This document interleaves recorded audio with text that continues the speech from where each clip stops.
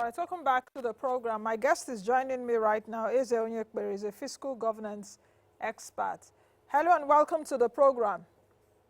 My pleasure. Okay, I think we should just get started with this topic. And I will start by asking you, really, if this debts which we have accumulated so far, 35 trillion naira, should we be worried that perhaps we're going to a crisis mode?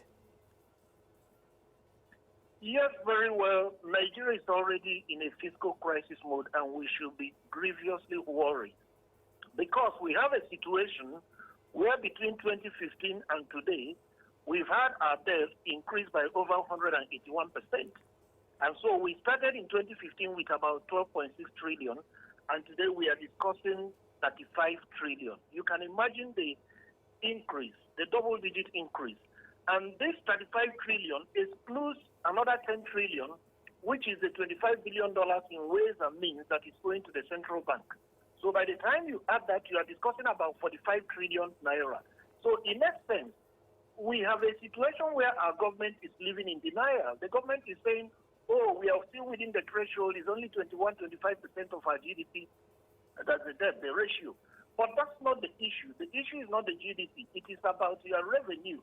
A situation where we are currently using 97.8% of all our revenue at the federal level to service debts. So in essence, what is remaining is about 2 or 3%.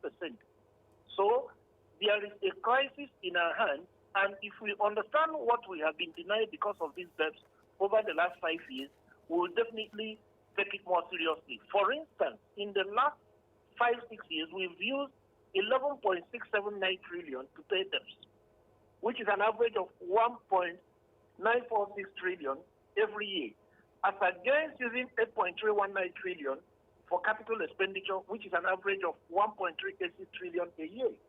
So in essence, as we start today, we are simply paying debts, and the money we are using to pay salaries and the emoluments of workers is simply borrowed money, not to talk of the one for capital expenditure. So in essence, if this is a company, it should have been declared bankrupt. All the creditors will have come around to say, let's stop this thing and then move on to the next level. So as far as I'm concerned, there is a grievous fiscal crisis, no matter the denials from the top echelon of government. So you think we're in a fiscal crisis already? You think we're in a debt crisis already? Are we in a debt trap?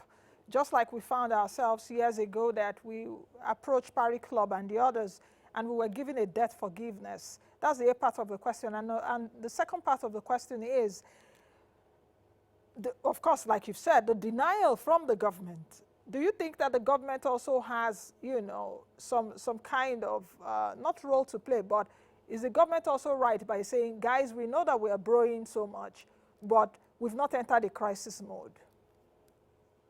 Well, like I did say, to make it come very much home, is that 1 naira is 100 kobo. What I said is that we are using 97.8 kobo to pay debt out of every 100 kobo we make. So what is remaining is about 2 or 3 kobo. So it's not that. If that's not a crisis, I don't know what a fiscal crisis. In fact, we are in a worse situation today compared to the Obasanjo's days when we paid off that humongous debt. So today, what we have is worse than what was there during the Obasanjo's days. And the government is in denial simply because he doesn't want to think outside the box. Because in a situation like this, it is a critical time you call all the family members together, all the major players in the Nigerian economy together to say, look, gentlemen and ladies, we don't have any money again. What can we do to raise foreign exchange? What can we do to get money? How can we increase taxation? What can we do to grow the economy? But we have a situation where, despite all the challenges, nobody is talking about solving those challenges. We simply need money. For instance, as we stand today, we have a situation where what we can sell to make foreign exchange, our exports are diminishing every day. We are not even meeting the OPEC quota in crude oil production and selling. Then our imports are increasing. So we have even a huge deficit when you look at your imports and look at your exports. And then even the local production of food and other materials, the insurgency, the banditry, the criminal terror elements have actually reduced the growth in the agricultural sector and the production of food. Even the production of other goods and services have been grossly impacted on by the criminal elements and insecurity in the country. So these are issues that should call for serious national dialogue rather than continuing borrowing, because it will get to a time when these creditors will may not have money to service the debt, then they will have to call in the collaterals. We've had stories of what China did in other African countries, and nobody is telling us exactly the content of what agreement we have signed with these people. So it may do on us one day that we simply wake up and see foreign interest taking over critical infrastructure and critical things like seaports or airports in our country based on the agreement we signed. And everybody will be saying, hey, wait a minute, when did this happen? But then it will be too late in the day. So for me now, we need to convoke a serious, not just a political conference, a serious conference on the economy involving key stakeholders for us to take a decision on how to reduce further borrowing and how to stop the leakages in the little money available and how to make sure that we now cut down our load according to the materials available to us, rather than pretending that all is well when all is not well. Okay, you've said quite a lot, and let's see how we can, break that into pieces. I want to start by asking you if borrowing is bad, because I know that many governments across the world are getting by on borrowed funds. The number one economy in the world is the United States, and as at August 2021, the United States debt stood at $28 trillion. In fact, up by about $1.7 trillion a year earlier, which was in 2020. So many countries get on by borrowed funds. If you take a look at debt to GDP ratio of Japan, for example, is over 202% and all of that. Ours is around 28% or thereabout. Where I'm going to really is the borrowing. It allows governments to cover shortfalls without increasing taxes and without cutting back on public expenditure. In the case of Nigeria, have we really seen that? Because that is what economics really teaches, that borrowing makes government, of course, without raising taxes, they can also fulfill their obligations. But in the case of Nigeria, we have increased VAT to 7.5%. Public spending, a bit of cutback, so we see that we're borrowing really to pay salaries and some other things. Do you agree? Well, you compare apples and not apples and oranges. The United States is a productive economy. It's producing goods and services which is exporting around the world. Even the demand, the local demand from their population is so much. Japan, the same thing. So, and wait a minute. The dollar is the currency of the world, currency of international trade. There is no world central bank of means where the dollar is minted. It's the local currency of America. So there's no basis for us to compare ourselves with the United States. Virtually all the countries in the world have their reserves denominated in the dollar. So in essence, this is a country that the whole other parts of the world are subsidizing. And then they are quite productive. They have goods and services they're producing. But in our own case, we don't have such a currency as the dollar. Our Naira is highly convertible. And then what are we producing? What is the value of the goods and services we are producing? And then just trying to say as a percentage of our GDP. Concretely, what does this GDP business mean?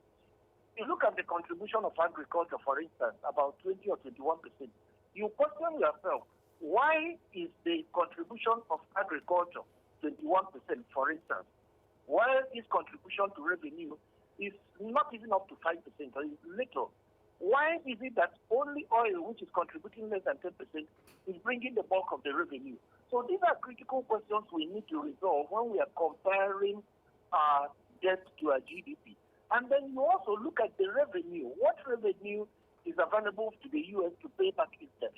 That's the question you ask.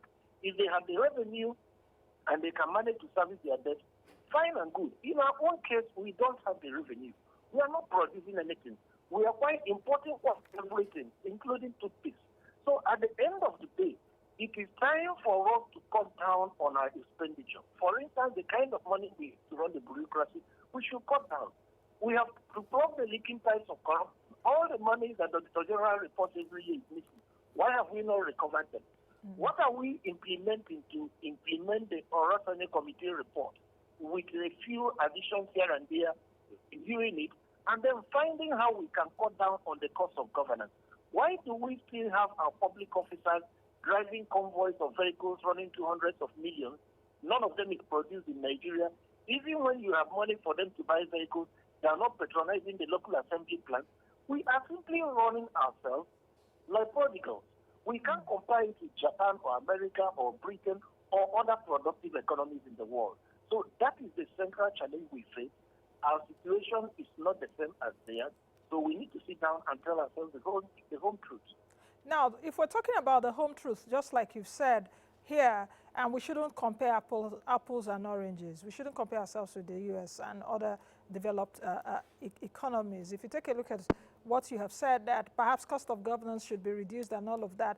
I was at a conference, the World Bank Nigeria Development Update in June of this year, and the DMO DG was there, the Budget Office DG was also there, and the DG of the Budget Office did say that even if we cut all those things, that people are saying cost of government, that it won't amount to anything.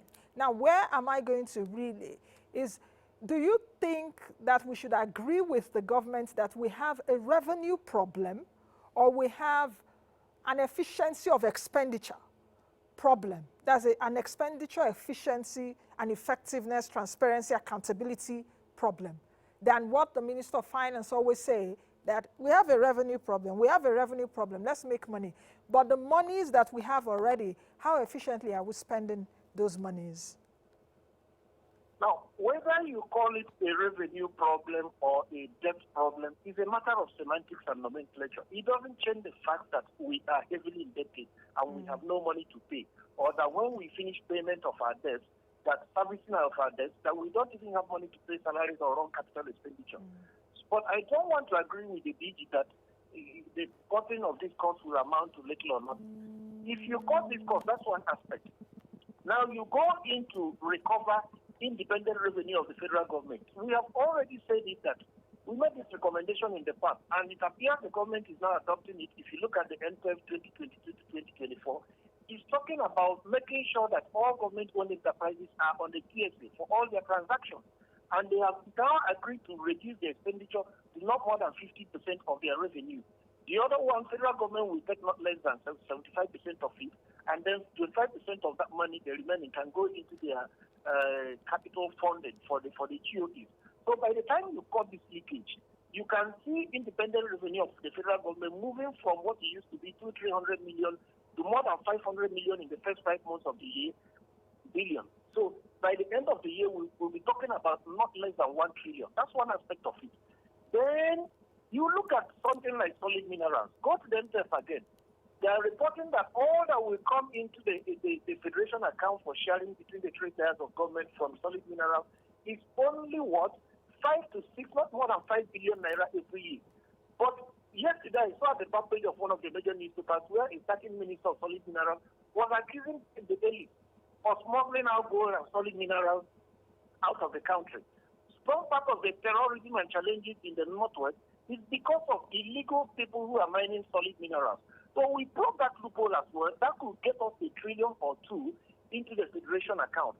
And you will now begin to think of creative ways to rely on ourselves.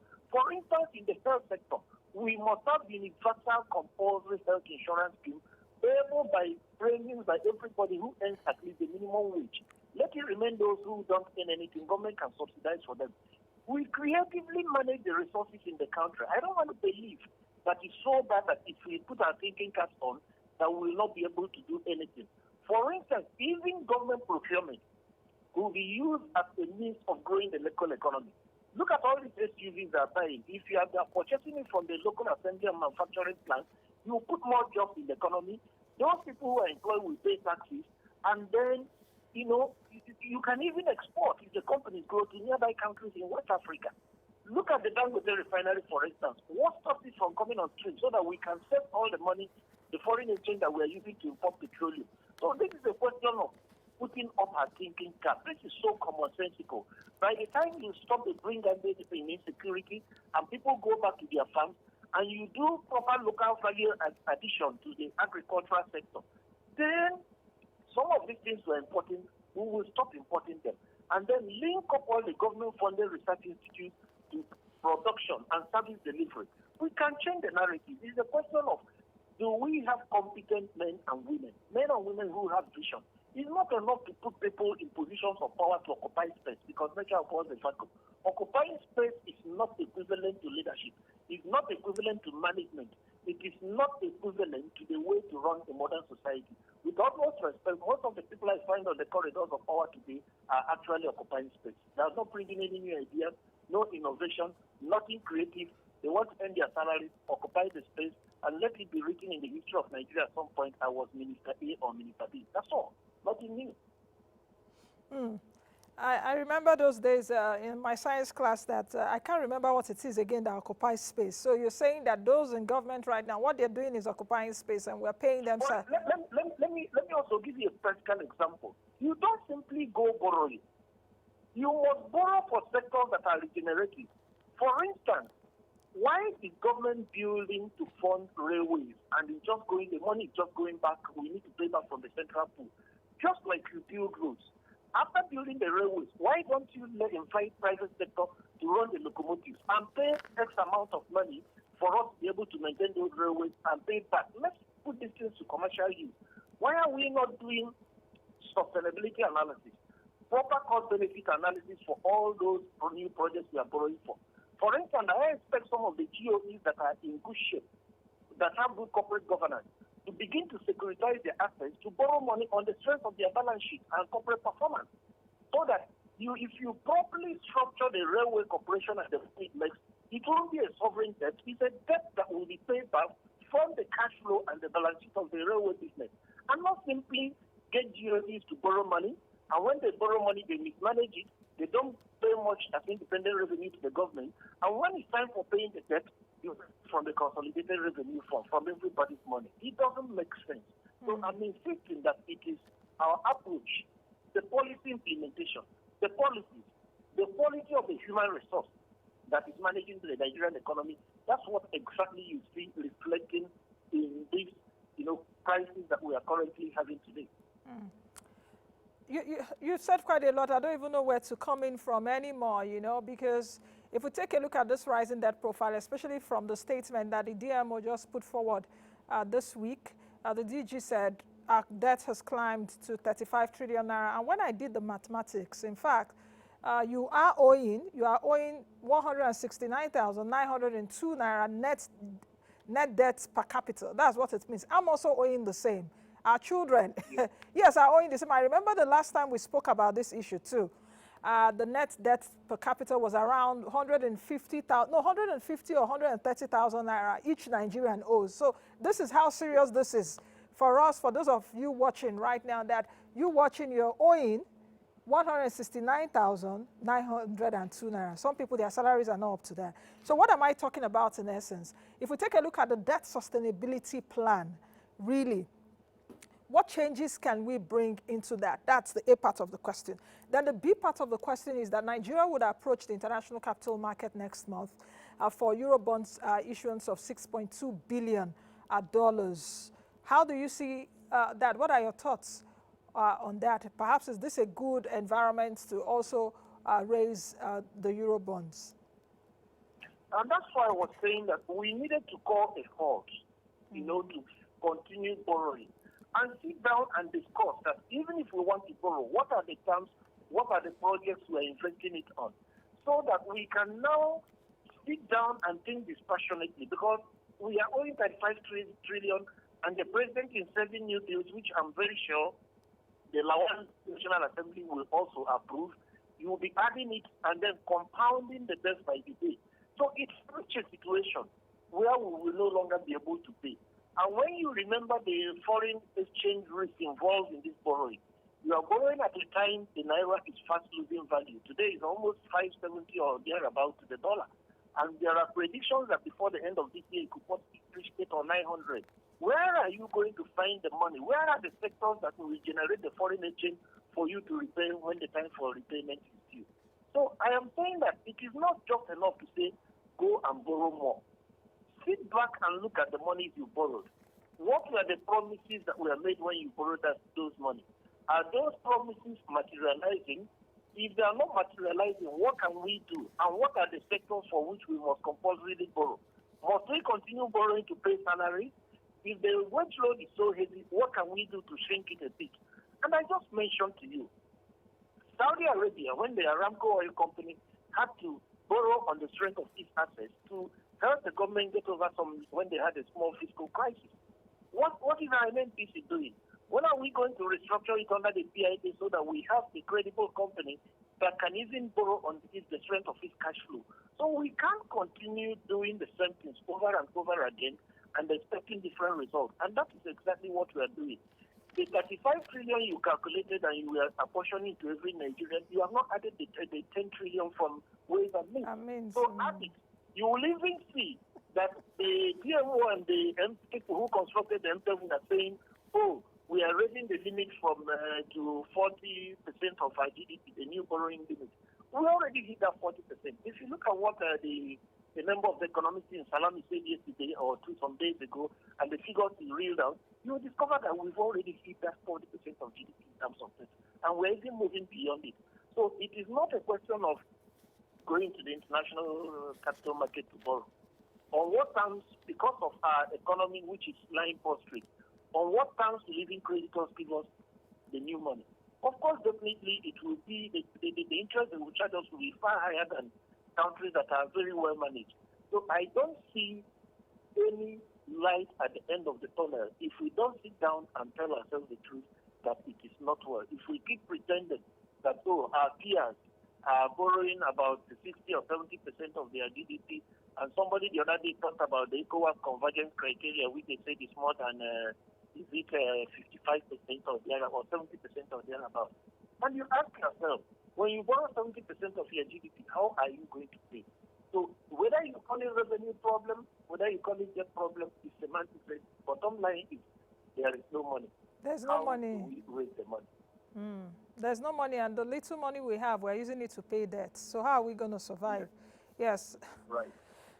You know, okay, let's take a look at the category of debts, because earlier on I did hear you say, of course, what we've seen was what happened in some other African countries, but if we take a look at the breakdown of the external debt, it showed that the bulk of the debts is owed to multilaterals such as World Bank, as well as African Development Bank, which accounted for over 54%. The next category is the commercial debts, the Euro bonds. And I must also say 3 years ago or so, we went to the Euro, we also issued Euro bonds of about $2.5 billion, if I'm not mistaken. You know, so would it also be right to say that we are owing countries like China, France, Japan, monies that if we are not able to pay, they will take off our assets? Because when I took a look at the bilateral loans for Germany, China, Japan, India, and France, our debts, bilateral debts with these countries stands at around 12.70%. So is it really right? Because most of our debts, at least the bulk of the external debts, is owed to multilaterals, World Bank and African Development Bank, and we know that those multilaterals, that the interest that they charge quite low. Well, for the multilaterals, the interest and service charges are quite low. But that doesn't remove the fact that a debt is a debt. No matter how long it takes, you must pay. And then you have the other side of it that at some point in time, because you are so heavily indebted, you lose the capacity to indigenously and autonomously formulate economic policy. All right? Those corporations you are owing, those multilaterals you are owing, will be in a position to exert a lot of pressure to determine the direction of your economic policy, your economic growth, and what you do. Then in terms of the bilaterals, a good part of it is Chinese. The stories we are hearing about what China has done in some other parts of Africa is not palatable. And of course, he who goes a borrowing, the person you owe, you can no longer stand up to such a country, particularly in the international arena, or to canvass strategically for what you consider your own interests. Whoever is your creditor will definitely have a very big impact on your policy making and implementation. And of course, nations seek to protect their interests first and foremost, and the interests of their citizens, their economic well-being. So they cannot prioritize that of you, who is a debtor, to before taking care of their own interests. So, in essence, it is a good quality, not a good characteristic to describe a country as heavily indebted, particularly when you are going foreign institutions, foreign governments, and foreign establishments. And this is a country that prides itself as the giant of Africa. And so we must first of all come back and explore and harness our internal resources. It's even a big shame that we are still predicating our budget on the price of crude oil without adding any value to it. And apparently there is nothing in place in terms of a plan or a strategic implementation framework to ensure that in the next 3, 4, 5 years we stop exporting raw crude oil. Add value to it. Everybody knows that if we refine it or process some of them in petrochemical complexes, we could earn 3 or 4 times the amount we currently get from crude oil. Yet nobody's thinking about that. Nobody's talking about that. And even issues like the livestock, the harder farmer crisis that is causing problems, is an opportunity waiting to be harnessed. In terms of how much do we spend in importing things like milk, how much do we spend in importing food and other material things that we need to feed ourselves? So opportunities, what we have today as crisis, are opportunities waiting to be grabbed to change the narrative. Because by the time you spend less of your money in importation, by the time you begin to produce more and have things for export, definitely the economy will over time rebalance itself. This is the challenge which we have, which only good economic leadership can foster for a period of years. Thank you very much, Eze Onyekpere, for sharing your perspectives this morning. I should say that this conversation will definitely continue because we've not really looked at all the sides of Nigeria's rising debt profile. But many thanks for joining us today. I wish you a fantastic weekend. My pleasure. Thank you. I've been speaking with Eze Onyekpere, who is a fiscal governance expert, and that is the much we can take on today's edition of the program. We should be serious about what is really happening right now, especially the rising debt profile in the country. 35 trillion naira as of June 2021. What it means, and I'll say it again, is the net debt per capita is 169,902 naira. And you heard it from Eze Onyekpere that we've not even added the way and means, which the DG of DMO talked about, the 10 trillion. If we add it, it's going to be more than that. So that's what you owe, or you even owe more than that, including me. I'll see you all again next week. God willing, I am Nancy Naji. Be the best you can be, and be the change that you want to see. Bye now.